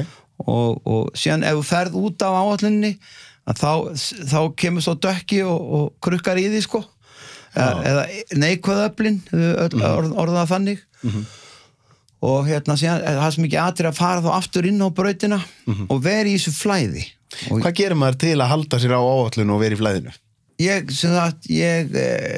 náttúrulega bið kvölds og mótna ég horfa á jákvæðar bíómyndir ég les jákvæðar bækur og umgengst jákvætt fólk Hvað kallar jákvæðar bíómyndir og bara eitthvað sem gefur mig góða tilfinningu eitthvað svona, þú veist, uppbyggjandi þú veist, ég segi stundum við strákana mína akkur það alltaf vera bara morð og dráp og svona, akkur getur ekki verið eitthvað svona göfugt, eitthvað svona bara einhver gaur hérna í Himalaya, eitthvað fara eitthvað og hann verður fyrir einhverju reynslu eitthvað bara og eitthvað gerist og þetta eru það er alltaf að vera eitthvað dráp og morð og eins og Hollywood byggir svolítið upp á og hérna, þannig já, ég reynir bara og svo mér líka gaman að myndu sem eru svona saga þó að gerist náttúrulega hörmungar eins og bara ég lifi bókin þarna, það eru svo mikla hörmungar sem gerast, fullt af fólki sem deyr þarna en þetta er sannsögulegt þannig að ég vil horfa á sannsögulega svona myndir, það sem segja eitthvað svona góð og ég tala ekki ef að sagan endar vel, ég vil helst að sé bara svona, hann er sigurvegar í restina Já, einmitt ég vil ekki fá þess að sáninga sem að bara allt er ömurlegt og svo bara deyr hann allt búið og bless, skilur ég vil lappa út úr bíónum með bara yes, vá, hvað það er góð mynd skilur Svona fílgútið Já En það ekki svolítið svona á þess að maður vilji vera að göfga fortíðina og svona bæði í tónlist og bíómyndum að þá hefur markasetningin svolítið svona nú er ég að alhafa mjög mikið mann finnst kannski eins og svona það hafi verið aðeins meiri boðskapur svona almennt, þú veist, eins og bara í handritaskrifum nú er einhvern veginn hægt að maska þetta allt bara með rosa mikill tækni og einhverjum brellum og dóti oft á kostna handritsins, sko. Já. Og eins með tónlist, sko, að stundum hérna finnst manni, þú veist, kannski það því ég hef svolítið mikið verið að hlusta á hip-hop, sko, að þá fannst mér á sínum tíma þegar þetta kom fyrst, þá voru menn með það var svo mikið á bakvið þetta, sko. Menn vildu breyta samfélaginu og menn voru reiðir og menn voru að reyna að láta til sín taka og svo er þetta núna meira bara svona einhvern veginn að það eru markaðsöflin ákveða þess á að vera vinsæll og þess á að vera vinsæll. Það finnst mér eiginlega sorglegast við nútíman hvað þetta er orðið mikið peningahyggja í öllu þú veist, það er hérna sko í gamla daga meikuðu menn að þið voru góðir Akkurat. Já, nú bara farið í hérna prómó, bara herðferð og hérna bara ráðið lið í vinnu við að hérna búi til imageið og allt það en yfirleitt samt held ég að þetta séu nú talentar sko alltaf, þetta er alltaf talentar sko en það hefur gæst það eru ég veit ekki hvað kom til mig þegar þú talar þetta labb út úr bíóinu með þessa tilfinningu sko. Að mér fannst maður oftar sko labb út með þessa tilfinningu bíó í gamla daga heldur en núna, af því að mér finnst þetta oft vera þessar nýju Hollywoodmyndir er oft bara svona jújú, þetta er alveg ágætis afþreying en þetta er ekki að skilja mikið eftir sig sko. Nei, sko mér er svo mikið ívúl orðið ívúl er alltaf að verða meira og meira ívúl er orðið svo mikið norm. Hvað kallar þú ívúl? Bara eitthvað sem bara ívúl, djöfulegt, bara vont, slemt morð, drá, blóð viðbjóður og bara vera sjokkar að þig En er það ekki svolítið út af því að við erum búin að venja okkur við að stimulera heilan í okkur svo mikið að það þarf alltaf einhvern veginn meira og meira til að ná að stimulera okkur eflaust sko en þess að segja sko allt sem elur á vex það er svoleiðis og þess að svo mikið atrið að hvað við erum að moka í andan á okkur þú veist, ef þú vilt vera góðum maður, þú vilt vera jákvæðum maður og láta gott að þið leiða þá þarf að skoða hvað þú ert að mata andaðin á og þá eins og ég segi jákvæða bíómyndir, umgangast jákvæðt fólk lesa jákvæðar og uppbyggjandi bækur og þá einhvern veginn gerist það verður eitthvað magic og síðan að gefa af sér að gefa allt er að eignast allt sagði einhver og hérna mér finnst það svo gott að reyna að vera góður og hjálpa og gefa og það er til dæmis vinn í svolítið stólsporavinnu ég fer inn á stofnanir og er speaker sem kallað er ég elska að fara inn á Vog og hitta bara, veist, þarna var ég í þessum sal hitta þessa krakka og tjá sig og segja byrju, halló, það er til lausn við þessum sjúkdómi sem er alkoholismi sem er geðsjúkdómi sem telur trúm og sett ekki með hann og svo segi ég í söguna mína og það er svo gott sko að hérna vegna þess að það er svo mikið að fólki að núta að deyja úr þessum sjúkdómi og það er 600 manns núna á biðlýsa að komast í hérna afeitruninu og Ég það ekki dálítið svona eitthvað sem að við komumst oft að þegar við eldumst að það að gefa af sér er dálítið kannski það besta sem maður gerir. Jú. Bæði fyrir hina og fyrir mann sjálfan. Og það er annað sem ég gerir líka. ég þú sagði þegar við eldumst ég segi aldrei ég eldust, ég segi fullorðnast þroskast já, ég þroskast og fullorðnast, ég nota aldrei þetta orð Nei. og ég heiti fólk sem segir eitthvað, ég er svo gamall veist, ég segi, hvað þú ert 60, ég meina mamma er 97 ára, hún er hún gömul skilur það alveg rétt þannig ég segi alltaf bara ég er að fullorðnast Er það ekki líka mitt að því mér finnst svona eins og þér að þú veist, það er ennþá þessi svona, þú veist, ég heyri bara þegar ég hringdi og þú segir, ég er að fara vestur og ég er að fara að spila eitthvað þarna og svo er að fara að hitta fólk það er gaman, skilur, og það er svona oft byrjum við að eldast bara af því að þetta fer að vera leiðilegt alltaf Já og meðan það er gaman þá er bara eðlislegt að þroskast og eins og þú segir, fullorðnast Já, og það er endalaust að læra og þroska sig og græða og gera sko Já Hvaða svona á þeim nótum, hvaða ráð myndur gefa, ég spyr stundum fólki í lokin, hvaða ráð myndur gefa ungum Herberti ef þú væri komið með alla reynsluna? Eru búnir? Eru búnir? Við getum alveg að halda áfram. Nei, já, eru konið 2? Erum búin að vera í klukktum og korter eitthvað Ok, já. Hvað ráð myndi ég gefa ungum Herberti? Já, ég myndi ekki vilja hafa þetta eitthvað öðruvísi. Ég held að, en ég hefði sko ef ég ætti að, ég veit það ekki ég held bara jafnvel, ég myndi ekki til að breyta neinu eða þú veist að vera með ykkur ok, ég hefði viljað kannski vera með eitthvað fróðleik vímugjafa meira og fróðleik hefði kannski verið gaman þegar maður 18 ára að ef það verið komið svo þroskið maður geta fengið kannski námskeið þú veist í hvernig maður á að bara taka á lífinu þú veist, ofsalega margir koma bara inn í lífið og veit ekki hvað að gera, veit ekki hvað vilja, veit ekki hvað að læra mín gæfa eins og að svo Sölvi, að ég vissi strax hvað ég vildi ég ætla bara að fara í tónlist ég ætla bara, veist Er það ekki þægilegt? Jú, ég hafði bara svo fullvissu ég bara vissi hvað mér langaði að gera og það er bara yndislegt sko. Ég held þú verður að flýta þér að þú verður að fara vestur höldum að þess áfram Nei, ég er ekki að flýta með neitt ég er alveg bara Ég held þú verður að ætlar að keyra eða taka flug Ertu ekki að fara á eftir? Ég keyri, nei, ég fer ekki fyrir seinnipartin bíllinn minn er í skveringu Hvað kallar það seinnipartin? Hún er að vera 3:30 Já, þá svona 6, 7 Ok, þá ertu ekki komið hvaða bólinga hvað er maður lengi að keyra á Þetta eru 5,5 tími Ekki lengra? Nei Keyrur hratt? Nei Svo eru göngin að opna Já Dýrafæragöngin opna núna á sunnudaginn Já, nei, þeir eru höldum áfram Sjórinn Mér langaði að spyrja aðeins um það Já Hvernig var að vera á sjónum? Og kokkólan í lið Sko, það er náttúrulega eitt sem við ekki talað Ég elska að elda Vist það bara meira út og gaman Ég, sem þetta 70 eða 80 þá ringi bróður minn í mig frá Vestmannaeyjum og það var búið að vera svona vésin á kallinu sko og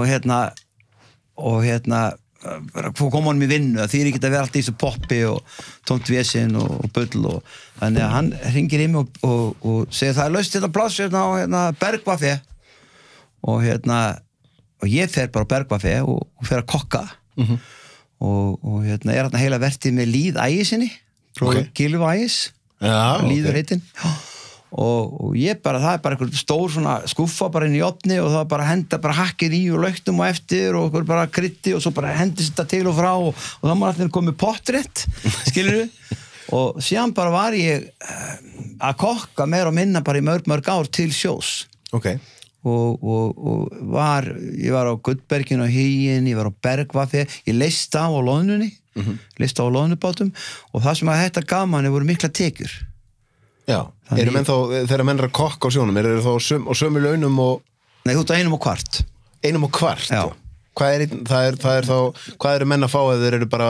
Hásett er á 1. Hásett er á 1? Já, ég held að skipstjórinn sé á 2 hlutum. Ok. Og kokkur og vélstjóri 1,25 og svo stýrum að þá 1,5 og... Þannig að það var 1,25? Já, eitthvað veist. Já. Hvað eldar maður í sjómenn svo þeir séu glaðir? Herru, ég var bara með bókin Sigurðardóttir svona kennslubók sem var notið í skólanum í gamla dag Helga Sigurðardóttir held að hún heiti það var allt í einu, þú veist þar voru vínabrauð, ég þurfti að baka þau og alls konar réttir og maður eldaði bara heimilsmat bara, það var bara steiktur eyfi í sparifötunum Hvað er steiktur eyfi í sparifötunum? Það er bara svona lambakjötsbitar sem er líka hendi í svona áskuffu og kryddað og svo gengur það til og frá og svo brúnsósa og kartöflur og sulta og svona og svo bara steiktu fiskur og bjúgu og östu og En kanntu skýringa á því akkur þetta heitir steiktur eyfi í Spariföllum? Sko, ég veit það ekki. Þetta var eitthvað sem við kölluðu bara sjómennir. Steiktur eyfi í Spariföllum? Já, og svo var Sæmundur í Spariföllunum. Já, það var hérna keksið, mjólkukeksið, bara svona venilegt plain kringlóta. Í bláu pakkanum? Já, svona guli pakka voruð nú einsunni. Já, frá Frón. Og síðan var eyfi í Spariföllunum, þá var hann með krem á milli. Hann var Sæmundur í Spariföllunum? Já, Sæmundur í Spariföllunum. Keksið? Já. Já, þú segir nokkuð. Ég atlaði mér langaði í kokkin og svona, það er náttúrulega, mér langaði í kokkin, ég hefði viljað læra kokkin, mér langaði í leiklist. Ok. Og hérna, ég veit ekki ef þú séð heimildamyndina, þá var Gísli heitinn, Rúnar heitinn, Gísli Rúnar, hann var skólabróður minn og hann dró mig í leiklist á sínum tíma sem gerði það að verkum að ég fekk rosa áhuga á leiklist og hefði alveg getað séð fyrir mér að ég hefði alveg viljað fara í leiklist, skilurðu? Já, ég tek undir það, ef ég væri að byrja að mennta mig núna, þá myndi ég vilja fara í leiklist. Já, þannig að það var tónlist, það var leiklist og kokkurinn, þetta var svona það sem að höfða mikið til mig og svo náttúrulega sölumennskan. Það er rosalega gaman að vera í sölumennsku og fara að stað og fara út á land og hitta fólk og þetta maður og mann sölumennska. Hvað með þá eins og þú eru opnar ísbúð, bæði Svíþjóð og Íslandi, hvað með að reka fyrirtæki? Hvernig er það? Mér finnst það mikið binding. Já. Mér fannst sko eins og þegar ég var komið í ísbúðina, komið í ískerð, þetta var að laga blönd og svona, þetta var verri en að vera með beljur. Því þú ert alltaf laus eftir mjaltir. En þú ert bara bundir alveg bara 24/7 sko alla daga vikunar. En er það ekki listamaðurinn í þér að þið langar bara að vera gæinn sem er að gera ísinn? Jú, raun og veru. Frekar en að vera að reka fyrirtækið? Já. Það er svolítið svona, ég er allavega svolítið þannig að með allt sem ég geri þá finnst mér gaman að vera í svona fagurfræði hlutunum, en ég er voðalega leiðilegur í struktúrnum eitthvað að vera halda utanum einhverja reikninga og eitthvað svona dót, mér finnst það alveg leiðilegt sem ég geri, sko. Já, þú er góður í reikning. Ég finn þér reikning. Já. Hvernig þú sér það? Að ég var að lesa bókina þenni ger. Ok. Og ég kom kuldadæminu. Já. Ég var hræddur það, ég aldrei vilja fara í svona ískalda potta. Þannig að ég var mjög lélegur í reikning sko, alveg glata, en landafræði og svona kjafta saga og svona dæmi. Ég elskaði sögu og trúarbragðafræði og en starffræði, mamma mía sko. Ég nefnilega var mjög góður í reikningi en ekki starffræði. Það er að segja að ég fekk bara 10 í starffræði, alveg þangað til að fór að koma hvað heitir þetta, þegar maður þurfti að fara læra eitthvað jöfnur og eitthvað dót sko. Og meðan þetta voru bara tölur og bara svoleiðis dót sko, þá kom þetta voða þægilega til mín sko. En síðan þannig að ég droppaði úr bara, ég held ég að vera með 10 á samrænduprófum í starffræði, svo var það fyrstu öðru ári í ment og þá var ég alltaf komið með fallengun bara. Því þá þurftum maður að fara að læra eitthvað jöfnur og eitthvað algoritma og eitthvað svona dót sko. Ég alltaf öfunda þá sem voru góður í starffræði. Já, af hverju? Ég veit það ekki, bara góður í starffræði og klára að reikna. Já, það er eitthvað svona flott. Já. En kuldin, hefur aldrei prófað það? Nei. Ok. Alltaf, eitt félag mér alltaf að fá mig í sjósund. Já. Sjósundi er svolítið töff sko. Já. Ég myndi byrja á bara kæla sturtun á mótnana sko. Já. Byrja aðeins að prófa það sko. Ég sem hitti vinn minn upp í matstöð, fyrir upp í matstöð félagann og borðum. Já. Svona heimilismatur. Upp í Kópavoginum? Nei, það bara í Bóahúsinu. Já.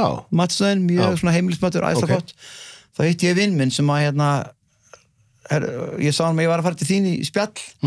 Já, fór hann í töskunum sín og tók upp bókina. Hann mæli mig kuldadæmur hann Sölvi. Það segi ég, já, hvað með þetta, ég að kíkja á þessa bók. Ég er búin að vera, ég tók langt tímabila sem ég var rosa duglegur við að kæla. Svo er búin að vera núna er ég orðin voða að skræfa aftur við sjóin og svona, en ég tek alltaf kalda þurft á mótana. Það er svolítið fyrir mér svona eins og þú ert að lýsa bæninni á þér sko. Okay. Það er svona, ef ég byrja daginn minn, byrja alltaf að búa um rúmið. Það er svona bara fyrsta verkefni dagsins og sína sjálfur sér virðingu og síðan helst fara aðeins út og fá smá þó þessi náttúrulega byrjaði að dimma svona, fá smá dagsbirtu og ferst loft og síðan taka kalda sturtu þó ekki sem bara 10-15 sekundur ískallt í andliti, sko. Mér finnst að vera svona bara frábær leið til að bæði bara vekja sig og síðan líka þetta fyrsta erfiða verkefni dagsins, það að segja að maður langar ekkert í eitthvað ískallt á mótana, en lögum maður búin að klára þetta og maður búin að vinna 1 lítinn sigur. Settur bara svona í andlitið og svo ok, ég er að prófa þetta 1 lítinn sigur, sko. Ég set lappirnar fram úr og segi Guð, ég fer með þér á vald svo þú getur mótað mig og gert mig það sem ég þóknast, leistum úr fjötrum sjálfsíkjuna sem ég megni betur að gera vilja þinn, taktu frá mér erfiðleikana svo sigurinn yfir þeim geta orðið þeim sem ég vil hjálpa, vitnisburður mátt þinn, kærleik og lífi með þér, hjálpa mig að fara æfilega að vilja þínum í Jesús blessaða nafni, amen. Svo fer ég fram og busta tennurnar og Þetta hver einasta morgun? Hvern einasta morgun. Og þetta talaðum í fræðunum, tólsporafræðunum, þetta svona líkill af edrúmennsku. Þannig ég að gefast upp á hverjum degi. Já. Ég ekki að fara að stjórna leiksýningunni, ég ekki að fara að ráða þessu, Guð, ég fel með þér á vald. Og eins og ég sagði við ég þarf ekkert að útskýra hvað Guð þetta bara eitthvað power, þetta eitthvað kraftur, ég finn fyrir honum og svo þegar þú komin í þetta bænaflæði, þá fer að finna fyrir þessu daglega. Þú finnur að þú leiddur, þú finnur að það eitthvað að leiðbeina þér og gæta þig og segja kvíslaður og að fara vestur og skilur og svona. En hvernig kvöldbænin þá? Hún þá ég með svona bók sem morgun og kvöldbæn í fyrst fer ég með svona, þetta A4-blað sem ég fer með 2 12-sporabænir úr 12-sporunum og svo tek ég bara kvöldbænina þá þakka ég ég þakkaði fyrir heilsuna, ég þakkaði fyrir að hafa að lifa kransa dæmi á þenn daginn sem við glemdum að tala Já, við skulum fara aðeins í það og bara takk fyrir tónlistina takk fyrir bara allt þetta góða fólk sem ég verið að hitta takk fyrir bara hafa heilsu takk fyrir bara vera Íslendingur í stríðslausu landi bara takk fyrir góða feska vatni sem við höfum takk fyrir allar föllu konurnar og lambakjötið og skilurðu Já Það náttúrulega eins og segir, það sem að maður veitir athygli það vex og ef maður mjög duglegur að þakka þá koma til manns fleiri hlutir til að þakka fyrir það svolítið svoleiðis og líkillinn að velgengni svolítið að þakka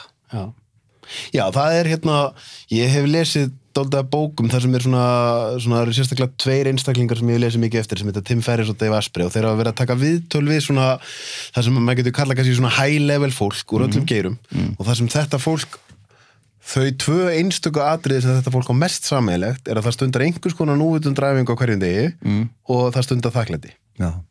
Þannig að þetta virðist virka. Þetta bara ótrúlega sko. Það verður eitthvað flæði, ég get ekki útskýrta en það verður flæði. Þú ert búin að segja núna 2 og 3 svar þakkláti fyrir heilsuna. Hvað var það sem að kom? Fyrir? Ég á ofsalega góða vinkonu sem ofsalega væntum.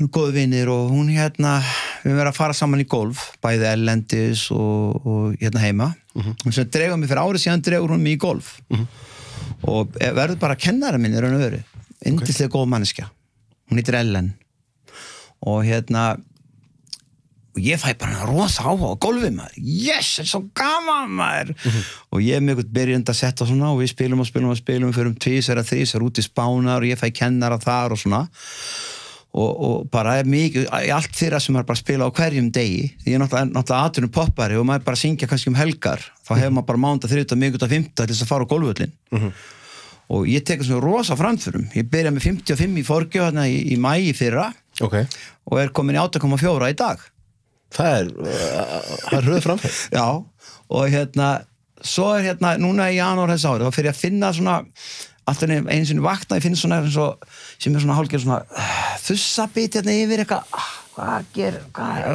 tegja aðeins betur úr mér eitthvað svona og ég svona lest út af þetta ætlar ekki að fara en það svona eins og verkur yfir brjósti svo líður þetta hjá svo byrjar þetta að koma oftar og svo fer þetta að koma þegar ég er á leiðin út á golfvöll í tvígang ég að fara út á golfvöll þá kemur bara þessi rosa verkur og svo líður þetta hjá ég svona reyna að anda hratt og svona og svo líður þetta hjá svo ég að spila golf núna í sumar minna að þetta hafi bara verið í ágúst frekar en í júlí og ég segi bara Ellen, ég veit ekki hvað ég bara meika að spila maður ég með svo rosa verk núna við brjóstið og leiðir upp í kjálkan og dóttir hann með, hún sett sjúkraliði, þessu kona, og dóttir hann að læra hjúkrunarfræðingin og svo maður með okkar að spila og hann kemur svona labbað og segir, hvað segirðu Herbert? Ertu með verkuðu brjósti sem leiður upp í kjálkan? Ásgeir heiti Jónsson, hjartalæknir, mér líst ekki á þetta. Ok. Ég vil bara fara í check-up á mandaginn, svo hann bara kom mér í check-up í mjót til hjartalæknis. Það setta blökkur á mig og ég eitthvað mældur og láti hjóla eins og óður, aftur kemur verkurinn. Og síðan segir læknirinn mig, ég tala við þig eftir Tóta þegar ég er búin að lesa úr línuritinu. Og hún ringir eftir Tóta og segir, ég er búin að bóka því hjartaþræðingu, 15. sept. Það svoleiðis bara. Og ok, og svo fer ég í þessa hjartaþræðingu og ég bara vakað allan tíman þeir fara innum slagaðina okay. eða púlsinn og síðan upp og alveg og yfir innum einn og þá kemur í ljós og það er síðan skikkingarefni inn í blóðið og svo tekna myndir af blóðskassanum og svo bara stór skjá uppi og hjartalæknirinn segir mig, heyrðu, þetta er kransaðarnar hjá þér og þetta er vinstra megin og þarna er bara 70% þrenging í stóru kransaðinu vinstra megin og nú ætla ég bara að fara inn með græ og ég ætla að blása þetta út og svo setja ég stóðnett inn í kransaðina og svo gera hann þetta og svo fæ ég aftur að sjá og þá er bara sýnar með munin hvernig æðin var áður alveg bara svona og hún er opin, þá er búið að setja stóðnett inn í.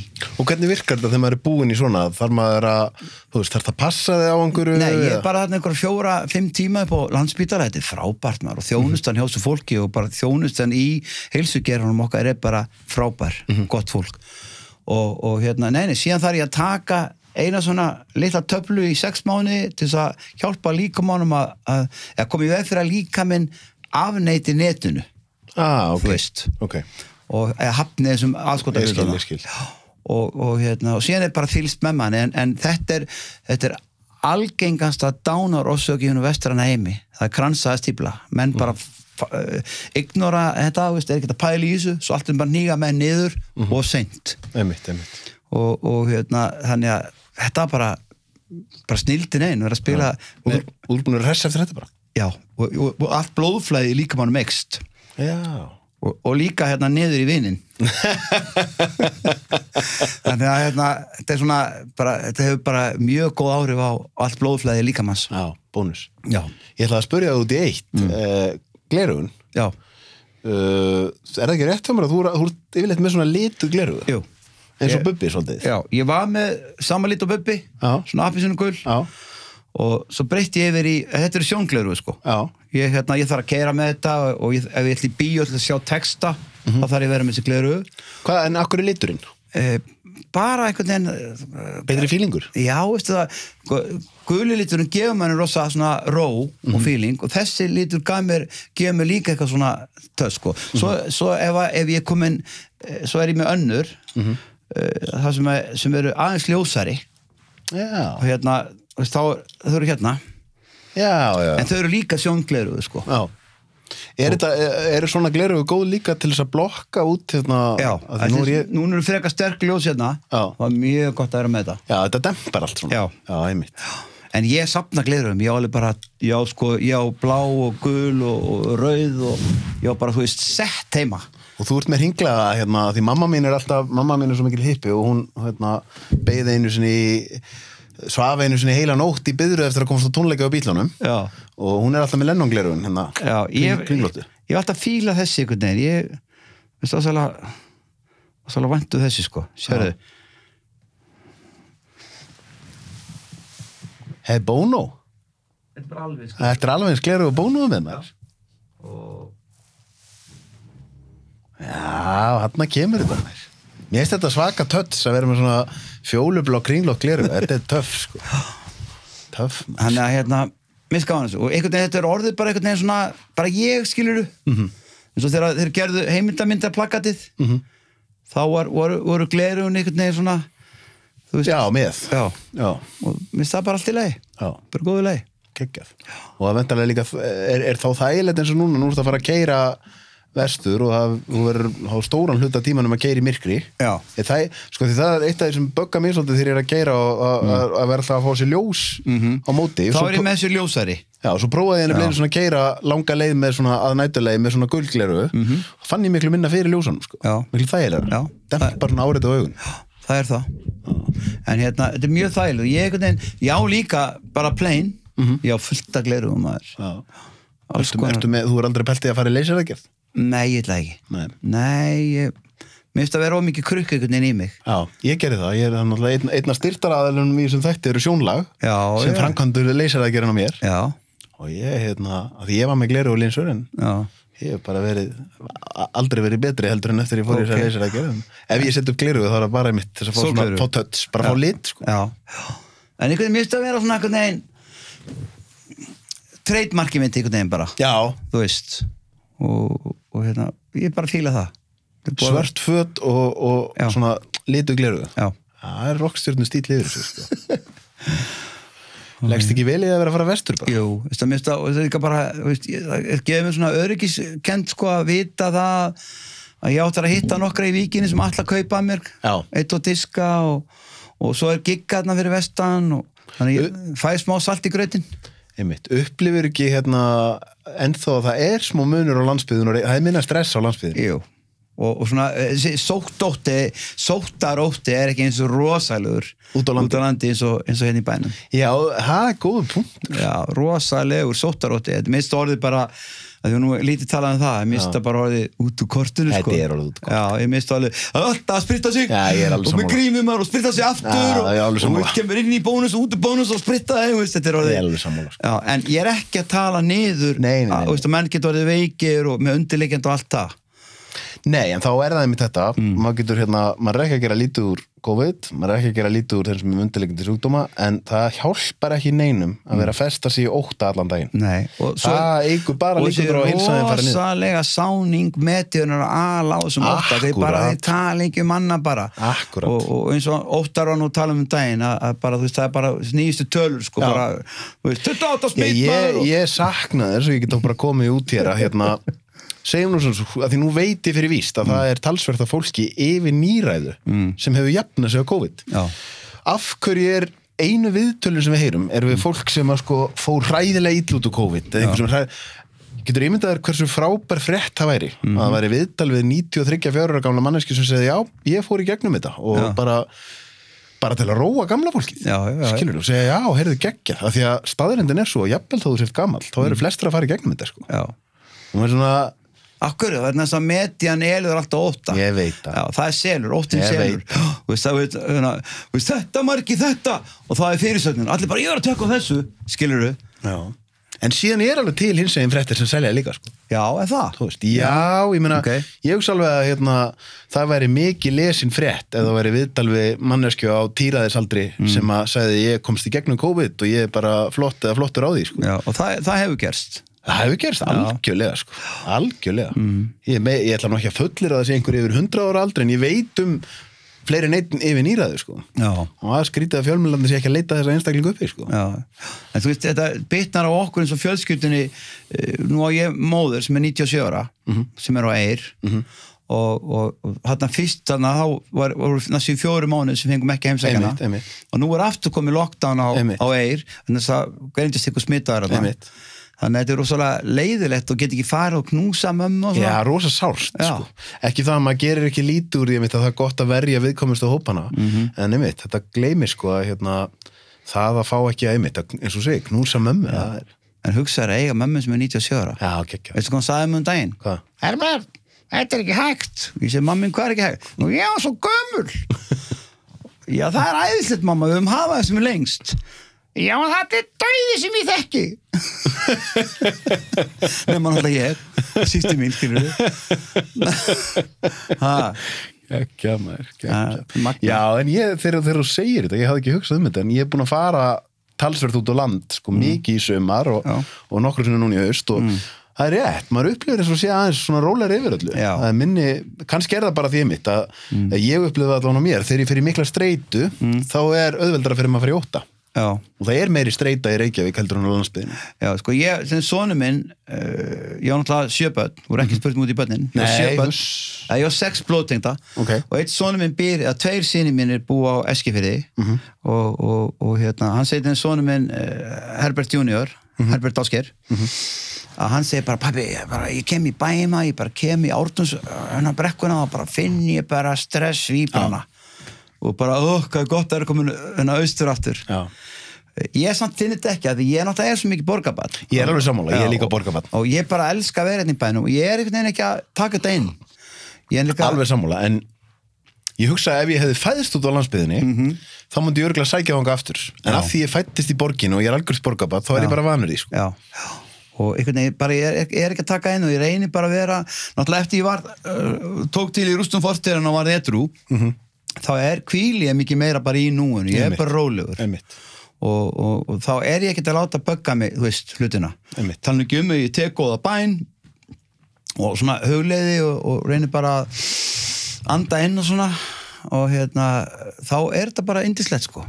Það málið, þannig alveg hægt að vera mjög rólegur inn í sér í streitu miklum aðstæðum, þar að segja að maður getur alveg verið á annað tími í kringlunni en verið í núvitund sjálfur. Salla rólegur, sko. Ef að innra sálarlífið gott, sko. Já, það svolítið svoleiðis. En eins og segi, ég mjög bjart fyrir framtíðin, ég bara horfi björtum öfum fram á veginn, sko. Já. Og hlakka til að lánsa nýja læginu sem ég var leiður að heyra. Já. Ég var ánægður með það, ég fekk að heyra hlutaði núna. Já, þetta bara svona powerballa, svona rock-pop powerballa, þetta er ekki 80s vafið, sko. Hvenær ætlar að setja hann í loftið? Ég veit það ekki. Ok. Ég veit ekki hvort það sé alveg, mér langar að gera myndband og það náttúrulega kostar helling. Jú. Og ég veit ekki hvað kemur út sem ríkisstjórnar, hvað alltaf að gera fyrir okkur tónlistamenn, fáum við ykkur laun núna, þarf ég að sækja það núna og tekur það ykkur 2-3 mánuði að fá ykkur pening. Það eitthvað í vinslu skils mér. Já, þannig að já, sko ég vanlega eyði svona 1 milljón í myndband. Já, það svoleiðis. Já. Mér finnst bara, sko, ef þú vilt gera eins og maður og vera með kvalitet og vera með ljósa flott ljós og flotta tökumenn og klippa þetta grand og svona, þá kostar það þetta. Þetta er hellingsvinna að gera eitt svona tónlistamenn. Og ég hugsa alltaf, ég er að setja frá mér, þetta er bara svo barn sem lifir sjálfstæðu lífi og ég ætla ekki þurfa að sjá eftir í, ég átt að aðeins að ég meira í þetta maður og gera þetta meira grand, heldur bara að gera þetta og freka skulda og vera að borga ykkur aðborgar einhverjum gaurum, af því ég borga alltaf. Það er svona góð að vita, þú veist, þó maður þurfa að semja í menn og borga ekki 50 kall á mánuði, ykkur 6 mánuði, þá borga maður. Þá vil ég freka gera þetta svona og gera þetta grand. Að því síðan líka náttúrulega veit maður aldrei og þú veist aldrei hvenær kemur næsta eins og Can't Walk Away eða eitthvað, þú ert nú vendalega búin að vera að hafa mjög góðar afleitar tekjur af því í mörg ár. Það er bara rugg, sko. Það er að gefa og núna, nýja lagið mitt núna, er að fá mjög góðar spilun, lífið, þú eru örugglega heyrt það, lífið unaslegt. Við unnum það feðgar saman, gerðum það og ég gerði það fyrst á ensku og síðan fekk ég hann Friðrik Sturlu sálarmann sem hjálpa mér að gera íslenskan texta. Já. Þannig að maður verður alltaf að vera að minna á sig smá. Já. Nú er þetta orðið meira svona bara singular sem kom út. Hvernig ég búin að spyrja nokkra tónlistamenn út í þetta með Spotify, þeir eru náttúrulega fyrst voru menn mjög ósáttir með það, en svo finnst mér núna eins og fólk sé aðeins svona taka það meir í sátt af því að þetta eru tekjur sem menn sjá að eru kannski bara tikk alveg inn í framtíðina. Já. En hvernig eru stefgjöldin? Þau eru alltaf verið bara ágætt hjá mér, sko. Ég náttúrulega, þetta er enga milljónir. En hvernig virkar stefgjöldin? Er þetta bara, þú veist, er þetta útvarpsstöðvar? Já, þetta er svona, þegar þú spilaði út með þátt á útvarpsstöð, þá er svona kóð á laginu. Þannig að það kemur upp í tölvunu ESR, ég man ekki alveg, kóði og þá poppar lagið upp og þá getur þá skráur það í skýrslunni þú skilar inn. Já. Þannig það eru svona helst útvarpsstöðvarnar sem skila stefi og síðan náttúrulega sjónvarpsstöðvarnar líka og það er sendið inn skýrslur og svo er borgað út að vara einu svona ári, alltaf hjá stef en nú er þetta orðið heldur 2 eða 3 ári. Já. Sem hún fær stefgjöld og svo náttúrulega þarf þú að vera svolítið vakandi fyrir lögunum. Ég kannski er að keyra og þá er ég alltaf inn að spila þér á einhverju stöð og þá puntaði hjá mér og á að spila þér 2:10 í nótt á Rúf Hollywood að spila, ég er að keyra söður á vestan, sko, að því svo skráði þetta niður, svo sendi ég skýrslur inn til stef líka. Bæði tónleika, sko, þegar ég er á tónleikum ég er að syngja ykkur staðar og þá skrái ég niður lögin sem ég syngi í veislunni var að taka Hollywood, svaraðu, Can't Walk Away, I Believe in Love í því að býð það besta þessu lög, skráði þetta allt og sendi þetta inn til þess að þá geta þeir og svo er það eitthvað salur sem þú leigðir sem þú borgar leigun á salum og það eru borgar stefgjöld og þá er ég komin með claim í pottin, það er svona heildarpottur sem að Hárgrímsstofan borg í og allir svona opinberstaðir borga stefgjöld í og þá þarna fáum við smá klink ekki veitir af tónlistamennir ekki veitir af á þessum tímum nákvæmlega Herður, erum við ekki verða nokkuð góðir núna? Við erum bara góðir Er það ekki? Gangið rosa vel fyrir vestan og góða ferð Já, bara takk fyrir að bjóða mér hérna Dásamlegt að fá þig heimsókn Heiður að koma Bara æðislegt að fá þig heimsókn Já, og ég sem myndi ekki vilja breyta neinu Nei Nema að ég geta vitað allt sem ég veit í dag þegar ég var að byrja 18 ára skilur við Já, við þurfum að læra reynslunni Já Það er svoleiðis Takk fyrir komuna Heyrðu, takk fyrir mig